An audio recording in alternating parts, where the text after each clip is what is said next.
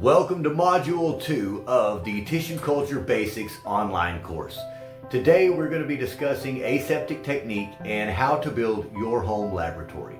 It's not as difficult as it sounds. The words are technical, it sounds like medical jargon, and some of it is. Do not let that discourage you. Aseptic technique is simply a set of procedures that you follow in order to thwart against molds, bacteria, viruses, and contaminants.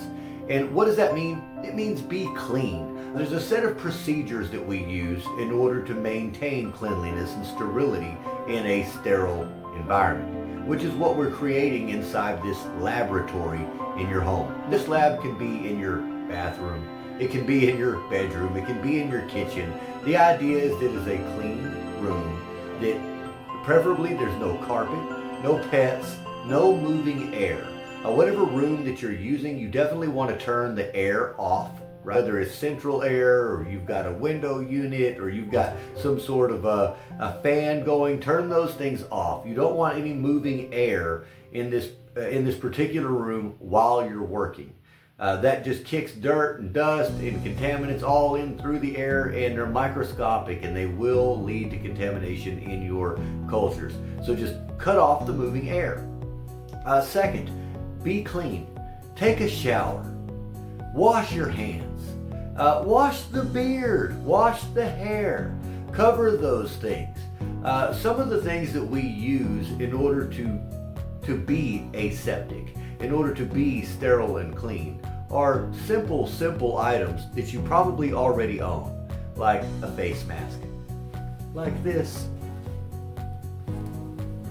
Simple stuff, guys. It covers up the breath, it covers the funky bacteria that's going to be coming out of your mouth, and you might even have one up over the old beard here, right? Ladies, if you've got, or men, women, if you've got longer hair, you want to pull that back. Preferably cover that with a hairnet. That definitely helps. Gloves, some simple nitrile gloves is all it takes. As far as the actual supplies that you're going to use, and I'll shoot over and show you an image of that, but what we're looking for are 70% alcohol, some cleaner with bleach, some actual bleach, right? Those are the basic things. Now, I will give you a tip that not everybody's going to give you, but I'm going to give you this little piece of gold. Slow cooker liners or oven bags, either one. They are made to withstand high temperatures. They work fantastic when you autoclave your jars, your specimen containers, your culture vessels, or your tools. You can put your items inside your autoclave or inside of your pressure cooker and then carry them from one room to the next without fear of getting a contamination just in the air as you're moving across your home. Many of you guys, like I said, have pets, animals, children, what have you, or live in an environment that's not necessarily sterile. That's okay. Having everything from the pressure cooker to your lab carried inside one of these bags definitely helps any of those situations. So now we've covered cleanliness, right? What is the actual technique of sterility? What are the aseptic techniques, the sterile procedure? Most of that is going to happen once you're either under your flow hood or in your still air box. Now, what is that? You are going to need a couple of items. You're either going to need a laminar flow hood, pictured here, or a still air box, pictured here. For today's demonstration, we will be using a still air box, which is what many of you will start off with because the cost is just much less expensive. A still air box you can pick up on Amazon or any of those other type of websites for around $40 to $80 for a really good one.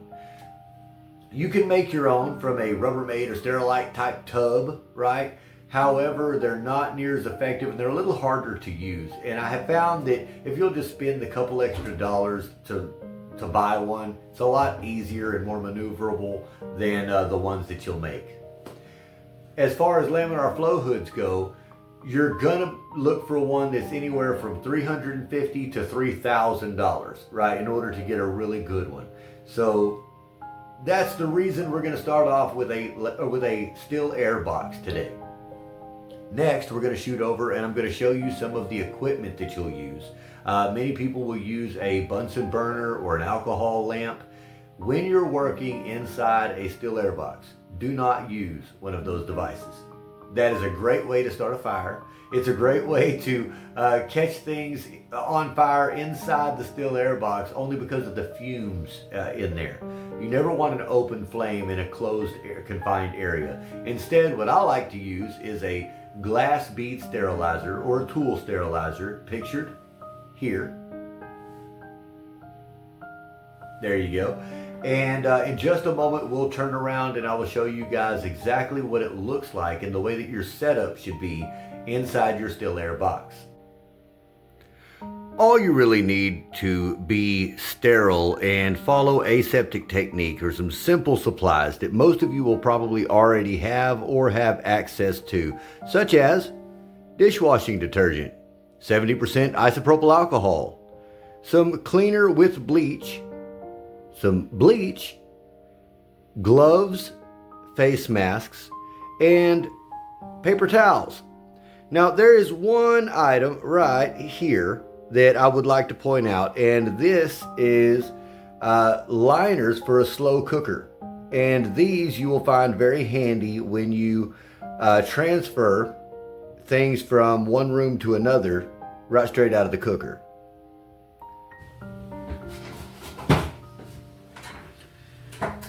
We never cross hands. Nothing ever goes across that workstation or behind that workstation. This should be scooted far enough this way that we never have to worry about crossing over our workstation and dropping something into it. Inside this container should be completely still of air.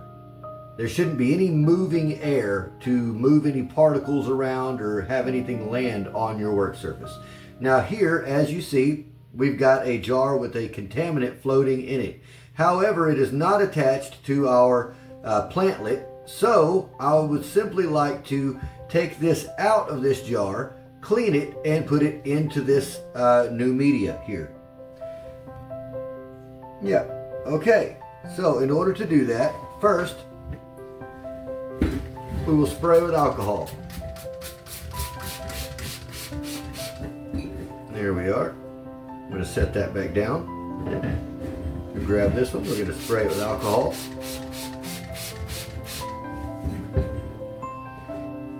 I'm going to loosen this lid.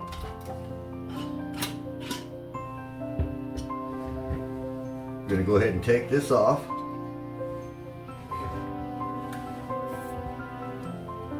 Now this is hot. I'll leave it sitting right there.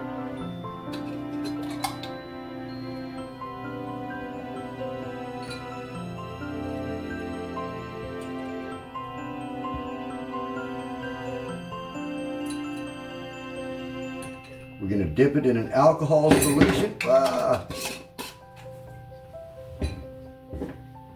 Oh no!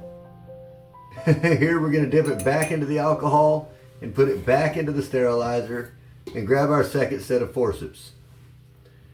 Set them right here.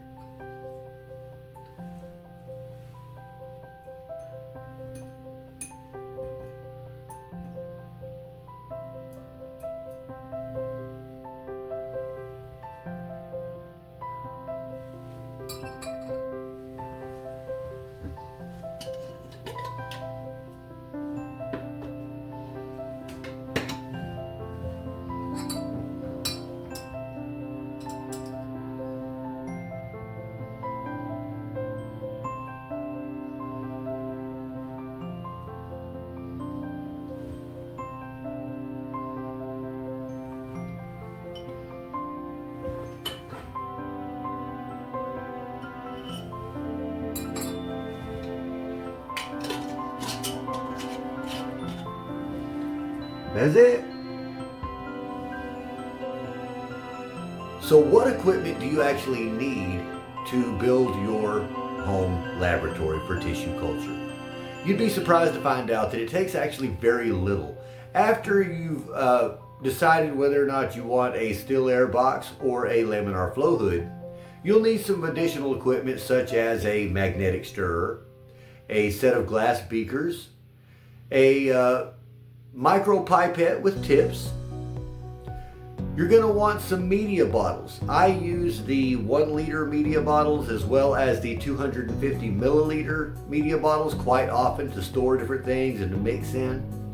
You're going to want an item like a digital scale. You're going to want a pH meter. And then it comes to your basic tools. Your basic tools that you're going to use are a stainless steel surgical tray to work on. And a lot of people just use a paper plate. There's a lot of things that you can do. A set of forceps, scissors, scalpel, and some disposable pipettes. That's really all you need, with the exception of your personal protective equipment such as your mask and your gloves and your lab coat.